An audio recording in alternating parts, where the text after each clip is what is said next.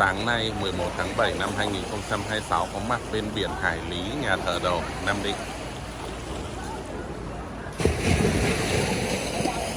Cả nhà nghe thấy tiếng sóng gỗ vào bờ biển. Còn đây nhà thờ này.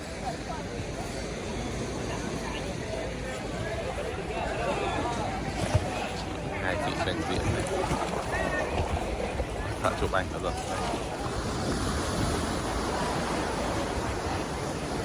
À, không phải thợ đấy, thợ đằng này. Quên, quay nhầm, đây thợ đây.